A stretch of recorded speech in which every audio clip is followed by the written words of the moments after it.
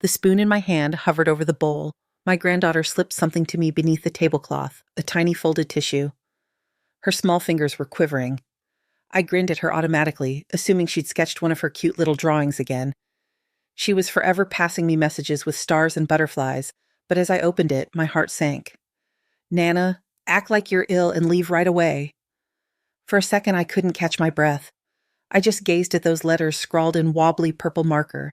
Her gaze flicked to the far side of the table, where my son, his wife Letitia, and her folks sat, chuckling too boisterously, clinking their champagne flutes and some cheer I hadn't tuned into. Something in my granddaughter's expression, open and terrified and imploring, compelled me to comply without hesitation. I placed my spoon down softly and clutched my stomach. "I'm not doing so great," I whispered. The chatter halted. Every gaze shifted to me. "Oh, Ma, come on," my son replied with that inflection. "You know it, that veneer of phony worry folks employ when they really don't want the hassle. It's Thanksgiving."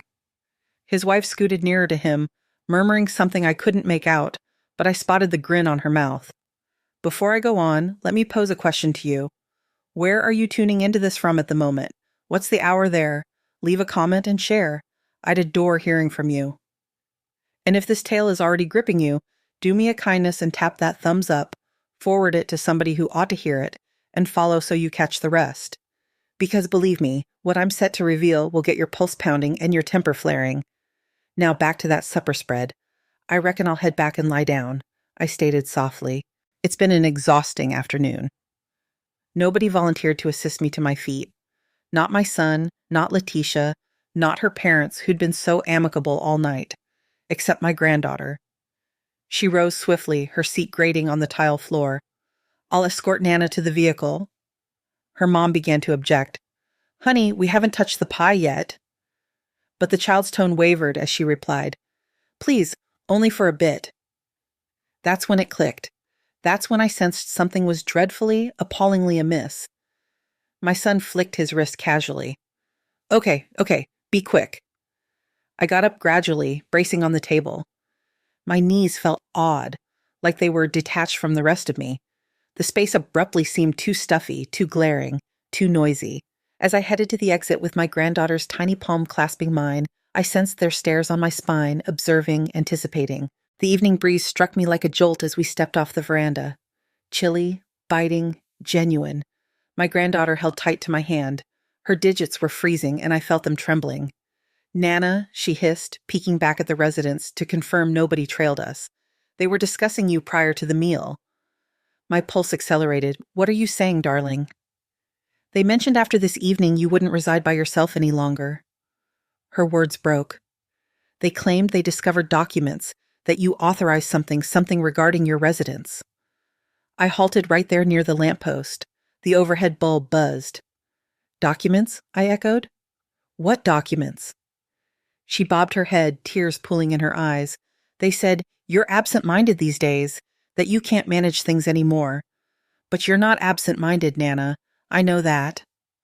I didn't move an inch. My breath floated out in thin, trembling clouds that dissolved into the cold November air. And right there, under that buzzing porch light with my granddaughter quietly sobbing at my side, a single thought pounded through my mind like a drumbeat. They'd gone through with it. They'd actually gone through with it. "Tell me everything, Guam," I said, my voice steadier than the storm twisting inside me. "Word for word, what did you hear?" My granddaughter wiped her cheeks with the hem of her sleeve. She looked impossibly small in that little knit sweater, shaking against the cold. "I was standing in the hallway before dinner," she whispered. "I overheard Dad and Mom talking in the pantry with Grandpa Terrence and Grandma Monica. They didn't notice I was behind the door." I gave a small nod, urging her to continue. "Dad brought up some kind of medical evaluation they'd already done. Mom laughed and said she didn't even know it happened." Her voice thinned to a faint tremor. "Then Grandpa Terrence said the inspector would be coming after dessert, that once you signed the papers tonight, everything would be finalized." A chill rippled through me. A medical evaluation? An inspector? No one had told me a soul was coming to my son's house? And the papers, did they say what they were for? I asked, though dread had already begun to coil in my gut. She nodded slowly. "For your house." They kept referring to the estate and the holdings, Mom said once it was reassigned they could cease fretting about you being obstinate. Obstinate. That term struck me like a rock. I wasn't obstinate. I was self-reliant. There's a distinction. And then my granddaughter proceeded, her tone fracturing once more. Mom mentioned something about a lovely center. She said you'd be content there, that you wouldn't need to fret over anything henceforth. A center. They aimed to place me in a facility and seize my residence. I glanced back at the cozy radiance from the eating area panes. Inside I saw silhouettes shifting, giggling, rejoicing, and I grasped they were likely rejoicing over me, rejoicing what they believed was already accomplished. Darling, I said tenderly, crouching to her height despite my sore joints, you did the correct thing, informing me. You likely just preserved my existence. She flung her arms around my neck, and I embraced her firmly. This kid, scarcely 10, possessed more bravery and devotion than her own folks. As I steered home that evening with her strapped in beside me, my thoughts raced through the recent weeks. Abruptly, it all aligned. The surprise drop-ins from my son, always with Letitia, always with that binder of forms they claimed were mere standard policy papers. The manner they'd begun speaking more deliberately to me as if I couldn't grasp simple phrases. The remarks about my yard seeming burdensome and my residence being excessive to manage solo. I recalled last month when Letitia had demanded to accompany me to a physician's visit. I'd assumed she was being considerate, but the physician had posed odd queries that day. Queries about my recall, about if I knew the current year, if I could tally backward from 100. Back then, I dismissed it with a chuckle, responded accurately. The physician had appeared content, but now I comprehended that wasn't a standard exam. That was them constructing evidence, recording that I'd been assessed, obtaining formal logs they could wield against me. My grip tightened on the wheel. Nana, my granddaughter's voice drew me back. Are you all right? Yes, sweetie, I murmured. I'm all right. But I wasn't. Not truly. Because seated there in my vehicle, cruising down roads I'd traversed for 40 years, I realized something that made my heart throb. My own son, the lad I'd nurtured, the baby I'd cradled through nights and tended during illnesses and rooted for at every soccer match. He'd gazed at me and perceived only profit. He'd orchestrated my future without consulting me. He'd determined where I'd dwell, what I'd endorse, what I'd forfeit. They'd already resolved what to do with me while I was still breathing, while I was still fully able to decide for myself. And the harshest part, they'd nearly succeeded. If not for a 10-year-old girl with a tissue and a marker, I would have strolled straight into their snare. After I returned my granddaughter to the residence, I drove home unaccompanied. The quiet in the car felt dense, but not uneasy. It was the sort of quiet that precedes a resolution. When I entered my driveway, I lingered there briefly, motor off, staring at the entry light I'd activated that morning. This residence, my residence. I'd inhabited it for 40 years. 40 years of recollections embedded in every surface, every plank, every nook of every space. I stepped inside and paused in the foyer, truly observing it for the first time in months, perhaps years. When you reside somewhere that long, you cease noticing it. It simply turns into scenery. But tonight I noticed everything. The minor nick in the corridor panel where my son had slammed his scooter inside when he was 8. I'd been so furious that day. He'd sobbed and expressed regret, and I'd embraced him regardless because that's what mothers do. The cooking area window over the basin where I used to stand rinsing plates while my husband fiddled in the shed. I could still envision him there at times in my thoughts, whistling out of tune, smeared in oil, joyful. We'd acquired this residence together when we were youthful and imprudent and scarcely able to cover the initial payment. It was tinier then, before we appended the patio, before we completed the cellar, before we transformed it into the abode we envisioned on our marriage evening. My husband Javian had passed 12 years prior. Stroke. Abrupt. One day he was present, the next absent. For months afterward, I'd wander these rooms and anticipate seeing him, anticipate hearing his tones summoning me from the patio, or scent his tea steeping in the morning. The sorrow had been intolerable. But I'd remained. I'd retained the residence. I'd settled the loan with the insurance funds and my own reserves. Every single installment had originated from my efforts, my labor, my concessions. This wasn't merely a state. This was the spot where I'd become a parent, where I'd muffled my cries in a cushion after losses, where I'd decorated playrooms and stayed awake all night with fussy infants, where I'd baked celebration treats and crafted festival outfits and holiday recollections. I entered my son's former chamber. It was a spare room now, but if I shut my eyes, I could still view his banners on the walls, his awards on the ledge, his disheveled garments on the ground that I'd scolded him about countless times. He used to declare his affection every evening before sleep. Even as an adolescent, even when his pals deemed it lame, he'd hug me and say, "Love you, Ma." When did that youth vanish? When did he begin viewing me as a load rather than his parent? I settled on the rim of the spare bed, sensing the burden of it all bearing down on my frame. I recalled the initial time Letitia had toured this residence after they became betrothed. She'd beamed courteously, but I'd overheard her murmuring to my son in the cooking area, "It's so antiquated. You'll certainly want to refurbish before disposing." Disposing? Even then? Even prior to their vows, she'd been scheming what to do with my abode, and my son had merely assented, concurred as if it was already settled. Through the years, the observations had grown bolder. "You really ought to reduce, Ma. This lawn is too much labor for someone your age. Wouldn't you be more content somewhere easier?" I'd deflect them, chuckled, shifted the topic, but they'd been sowing ideas, readying me, eroding me. Well, I wasn't eroded, not remotely. I rose from the bed and approached the window. Outside, the road lamps cast a gentle shine over the area. I knew every dwelling on this street. I'd observed kids mature here. I delivered stews to fresh residents and joined neighborhood gatherings and cleared ice from Mrs. Jenkins' path when her spouse departed. This was my existence, my abode, my legacy, and they believed they could simply claim it, endorse a few forms, and obliterate 40 years like it signified zilch. I felt something solidify within me, not fury precisely, something chillier, something more precise. They desired my residence. They'd have to haul me out before I surrendered it, and even then I'd ensure they received nothing but structures and remorse. I scarcely rested that night. My thoughts kept looping back to 2 weeks prior. The fragments were all there. I just hadn't wished to perceive them. It had been a Wednesday morning. I remember because Wednesdays were my market days, and I'd just arrived when my son's truck rolled into the driveway. He'd brought Letitia along. They carried bags from that soul food spot uptown, the one with the fried catfish I favored. "Unexpected," my son had said with a smile that didn't fully engage his eyes. "Figured we'd dine with you?" I'd been delighted, truly delighted. It wasn't frequent they appeared unannounced these days. Life gets hectic, I assured myself. They have their own matters to address. We'd sat at the dining table, the identical one where I'd hosted them Thanksgiving supper mere hours before. The identical one where my granddaughter had passed me that tissue. Letitia had been exceptionally talkative that day, praising my drapes, inquiring about my knitting group, pondering if I'd been resting soundly. "You seem weary, Ma," my son had remarked, extending to tap my hand. "Are you certain you're getting sufficient slumber?" I'd chuckled. "I'm 65, love. Weary is part of the package." But he hadn't chuckled in return. Instead, he'd swapped a glance with Letitia, one of those wedded folks' glances that conveys volumes sans speech. "Actually, Ma, that's sort of why we're here," he'd persisted. "We've been concerned about you." Concerned? I'd set down my utensil. For what reason? Letitia had leaned in then, her tone oozing artificial warmth.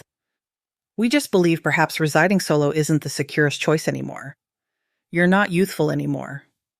There it was, that expression. "You're not youthful anymore." As if I didn't recognize my own years. As if every dawn I didn't arise and sense it in my limbs. "I'm entirely fine," I declared, maintaining my tone breezy. "I've been handling this residence longer than you two have been united." My son had extracted a binder then, bulky, formal appearing. "We know, Ma. We know you're autonomous, but we've been exploring some alternatives just to safeguard you. And well, to safeguard your holdings." "Holdings?" I'd reiterated. "You mean my residence?" "It's not solely about the residence," Letitia had said hastily. "It's about ensuring everything is arranged. Legal papers, authority delegation, care instructions, all the items folks should have organized at your stage." She'd pushed the binder across the table to me. "We just require you to review these. Endorse where we've indicated. It's all routine material, for your security." For your security. That expression had rung false even then. Security from what? I dwelled in this residence longer than most unions endure. I knew where every switch was in the shadows. I knew which board squeaked and which drawer jammed. I'd unfolded the binder and leafed through the sheets. Legal lingo, thick sections, endorsement spots highlighted in pink. "This appears substantial," I'd said cautiously. "Perhaps I should have my own counsel examine it first." The atmosphere in the space had cooled. I'd sensed it, seen it in how my son's chin stiffened, and how Letitia's grin rigidified on her face. "A council?" my son had uttered. "Ma, we're kin. We're attempting to aid you. Why would you require a council?" "It's just prudent," I'd responded. "Whenever someone requests you to endorse legal papers, you should have them vetted." Letitia had laughed, a brief, piercing noise. "Frankly, Ma, you're being suspicious. These are coverage forms, health directives, nothing malevolent." But I'd stood resolute. "I'll ponder it." They'd departed soon after, the food containers still partially full. The grins vanished. My son had pecked my cheek at the entrance, but it felt robotic, mandatory. "Don't ponder too long," he'd said. These matters have time limits. I'd observed them depart, and even then something had seemed awry, something in the haste of their visit, in the irritation scarcely concealed behind their courteous facades. Now, seated in my den at 2,000 a.m., I grasped it fully. They hadn't required my approval. They just needed my endorsement, and when I wouldn't provide it freely, they resolved to obtain it differently. The health assessment my granddaughter had referenced, the certifier they'd intended to bring to Thanksgiving supper, the forms they'd falsify if necessary. They'd cornered themselves with their avarice, and now they were prepared to do whatever to acquire what they craved. My residence, my autonomy, my respect. They thought I was an elderly lady they could control, someone too fatigued or bewildered or isolated to resist. They were mistaken. I didn't return to bed. No purpose. My mind was too alert, too concentrated. Instead, I brewed myself a kettle of herbal tea and sat at the dining table with a notebook. Antiquated, I know, but I've always reasoned better with a pencil in hand. I jotted down everything, every drop-in, every remark, every occasion they attempted to shove those forms before me, every peculiar query that physician had posed during what I'd believed was a standard appointment. By dawn, I had 3 sheets packed both sides, and I had a strategy. At 9,000 on the dot, I dialed my granddaughter's mobile. Her mom had provided it last year, mainly so they could monitor her location. But at this moment, I was thankful for it. "Nana," she responded, her tone hushed. She was likely in class. "Sweetie, I need your assistance today. Can you inform your mom you're unwell, that you need to stay with me?" There was a lull. "Then, yes, I can manage that." Clever child. She didn't probe, she just relied on me. An hour later, she was in my front seat as I drove uptown. She'd packed her satchel and told her mom she had a stomachache. Letitia hadn't even debated. Probably glad to have her absent. "Where are we heading?" my granddaughter queried. "First the credit union," I said. "Then to consult a counsel." Her eyes expanded. "For real?" "For real." The credit union was serene that morning. Simmons, the office head, had known me for nearly 20 years. He'd assisted me restructure after Javian died. He'd been understanding and gentle when I'd sat in his space sobbing over forms I didn't comprehend. When I entered with my granddaughter, he beamed and gestured us to his workstation. "Ms. Porter," he said cordially. "Nice to see you. What can I assist with today?" I sat and crossed my hands in my lap. "I need to alter my accounts. Safety protocols." His beam dimmed a bit. "Is all well?" "Not quite," I said. "I have grounds to think someone might attempt to access my accounts sans my consent." "Relatives," he nodded gradually, his look grave now. "I understand. That occurs more frequently than you'd imagine. Regrettably, I want to implement extra safeguards, codes, confirmation queries, and I want to guarantee that nobody, and I mean nobody, can alter or extract without me physically present with ID." Mr. Simmons retrieved some sheets. "We can certainly do that. I'll establish what we term advanced verification. It means even with authority delegation papers, which I presume is your concern, nothing can occur without your direct in-person approval." I felt a load ease from my torso. "Thank you, Ms. Porter," he said softly, leaning ahead. "May I inquire, are you secure? Do you feel endangered?" I glanced at my granddaughter, who sat silently beside me, then back to him. "I'm not in bodily peril, but someone is attempting to exploit me, monetarily." He passed me a card. "This is our senior safeguard expert. She aids elders facing financial misuse. She can help you grasp your entitlements and choices." I slipped the card into my bag. "I'm already ahead. I have a council's meeting this afternoon." He smiled, this time with a hint of admiration. "Excellent. You're handling it correctly." After departing the credit union, I took my granddaughter to brunch at a little cafe near the municipal hall. She requested waffles, though it was midday, and I didn't comment on it. Occasionally, guidelines can be bent. "Are you frightened?" she asked between nibbles. "A tad," I confessed. "But mainly I'm furious. And fury, when channeled properly, can be potent."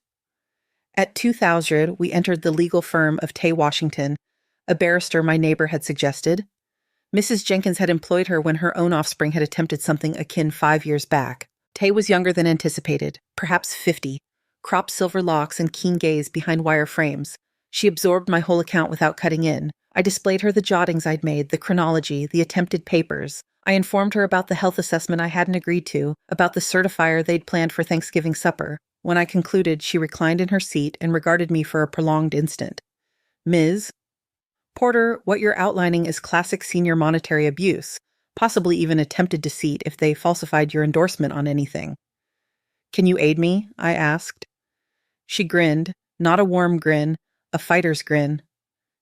"Definitely. First, we're going to establish a revocable living estate. We'll shift your home and key holdings into it. That means even if they obtained authority delegation somehow, they couldn't access anything. The estate shields you." "How long will that require?" "If we act swiftly, a week, perhaps sooner." She looked at my granddaughter. "And you, young miss, you're very courageous. What you did might have spared your Nana from forfeiting everything." My granddaughter flushed but straightened her posture. Tay extracted a notepad. "I'm going to need you to recount exactly what you overheard that evening. Every term you recall. You're a witness and that counts." For the subsequent hour, my granddaughter narrated everything. The dialogues she'd eavesdropped, the titles cited, the schedule. Tay recorded it all. When we finally rose to depart, she escorted us to the exit and placed a palm on my shoulder. "Miss Porter, I want you to know something. Folks like your son and his spouse, they rely on you being too terrified or too embarrassed to resist. They rely on you remaining silent." "I'm finished with silence because I'm wise," I said. She beamed. "Good.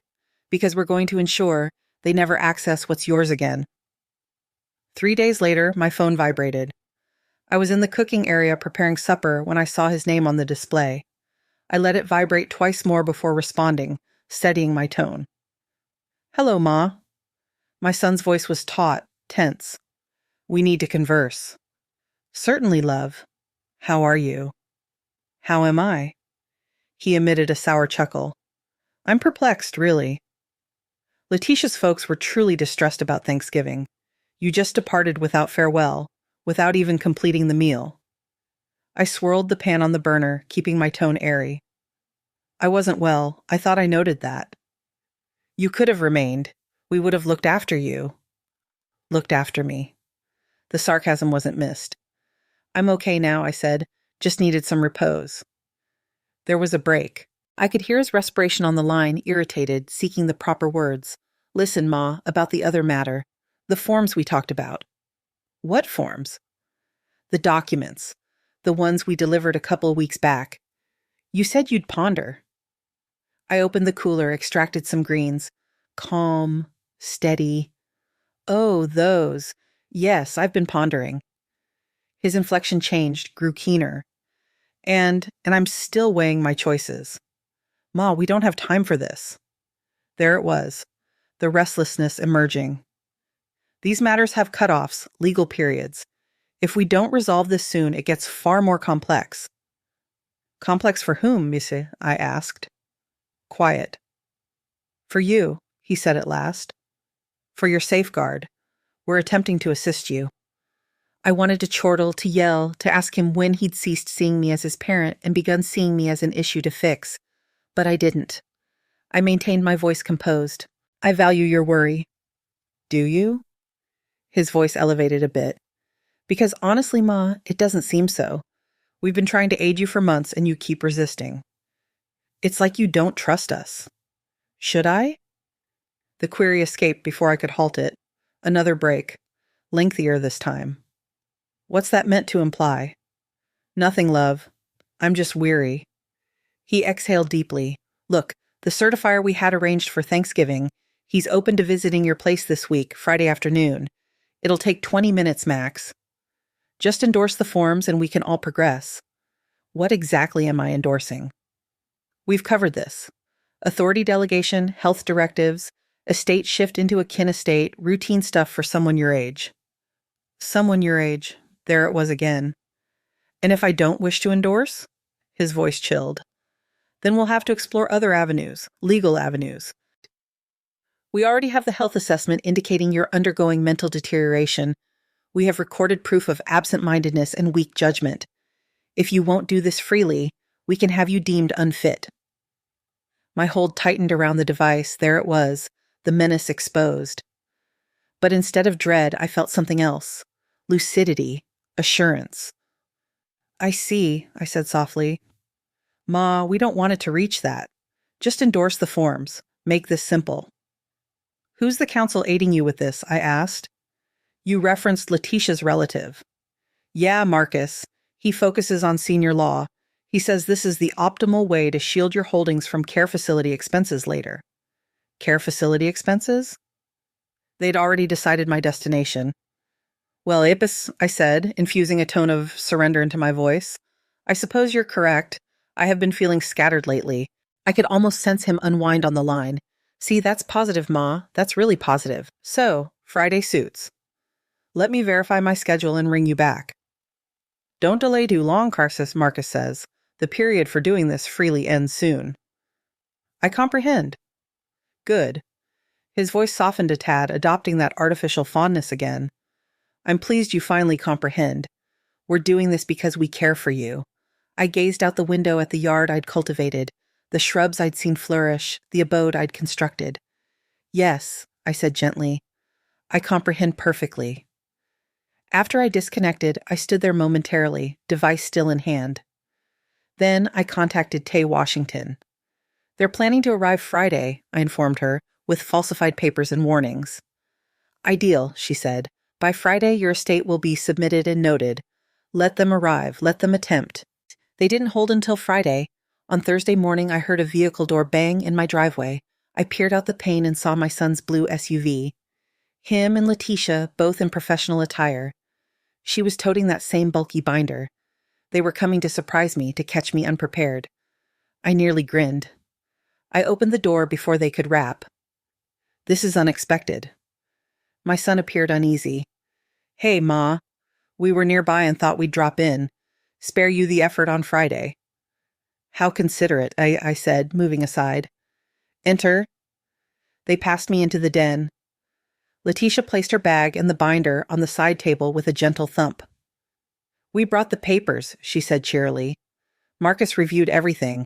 All you need is to sign an initial in a few spots, and we're done. Would you like some coffee? I asked.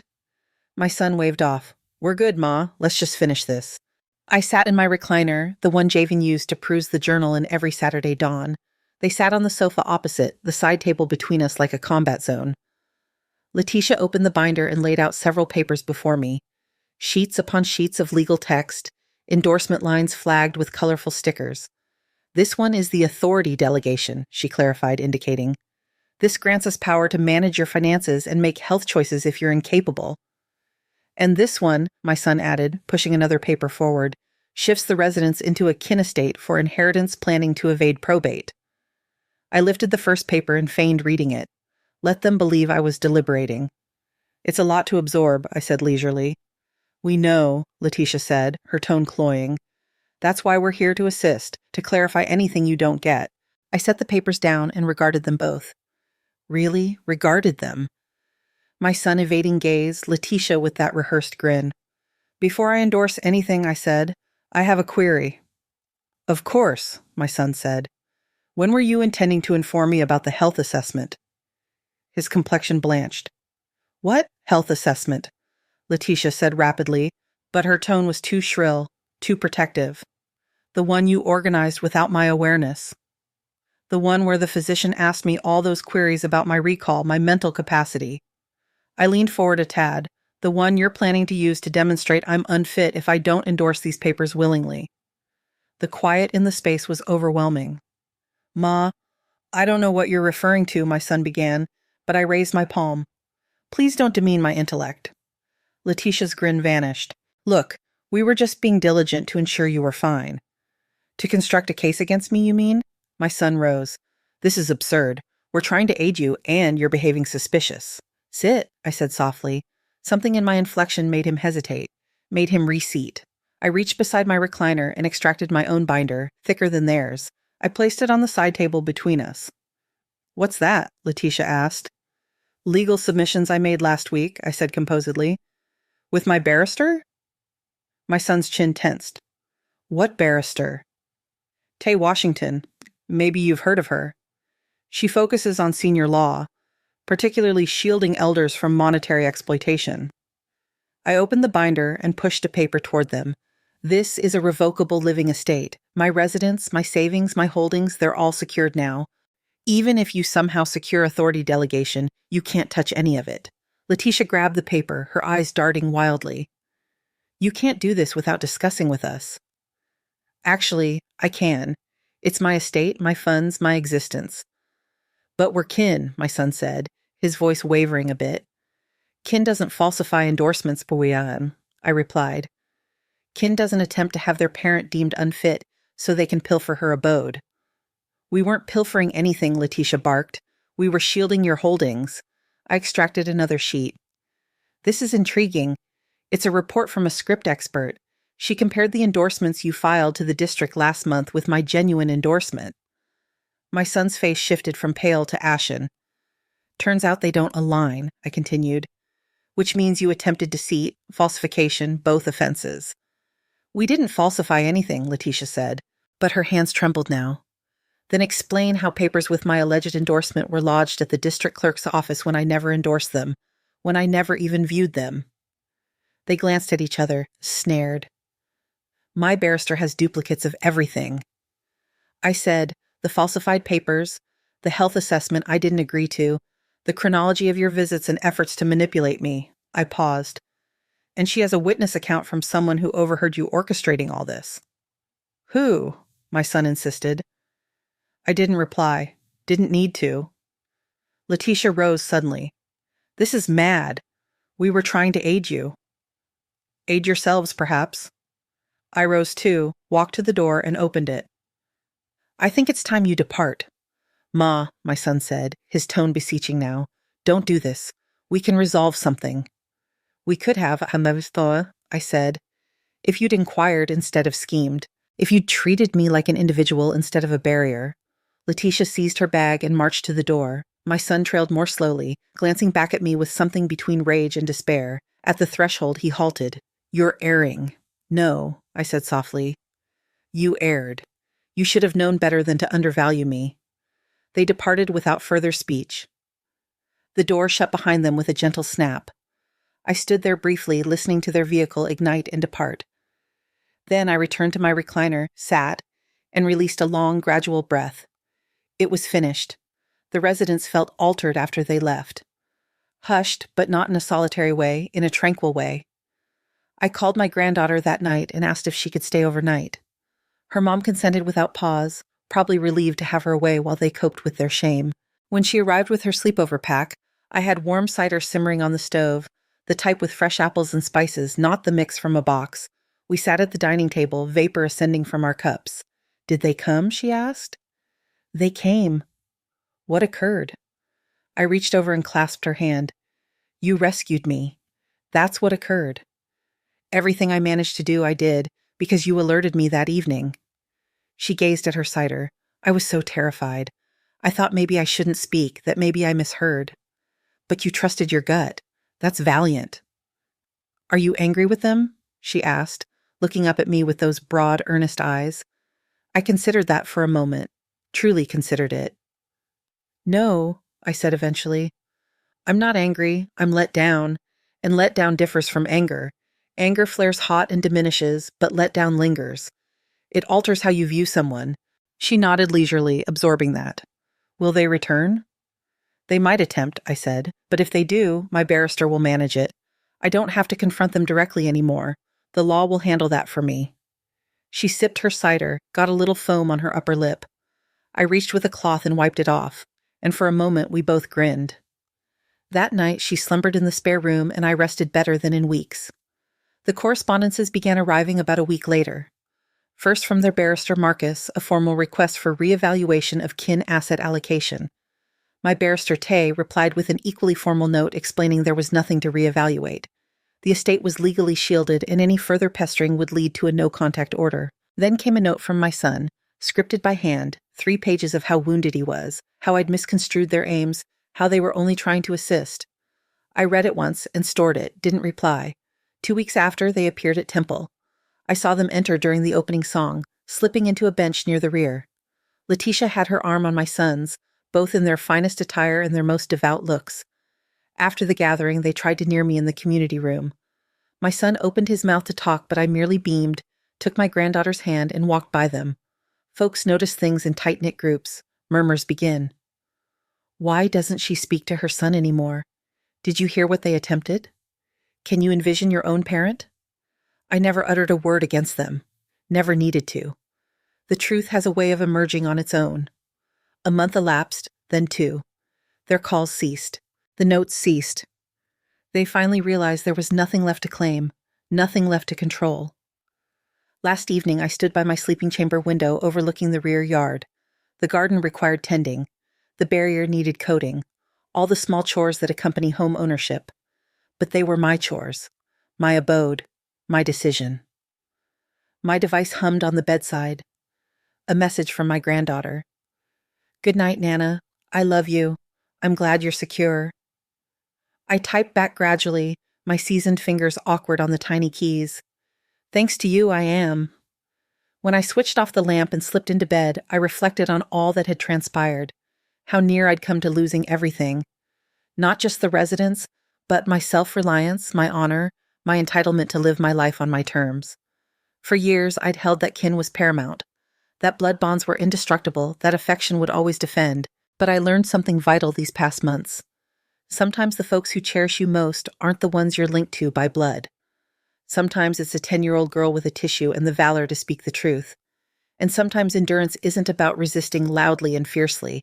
Sometimes it's about being astute, being ready, knowing when to depart and when to hold firm.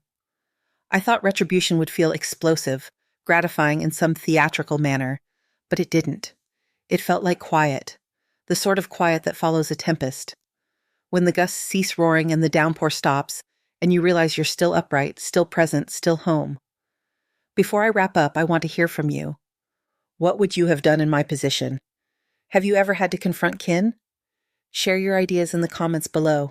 And if this tale moved you, if it prompted thought or emotion, do me a kindness, tap that thumbs up, forward it to someone who needs it, and follow so you don't miss the next tale.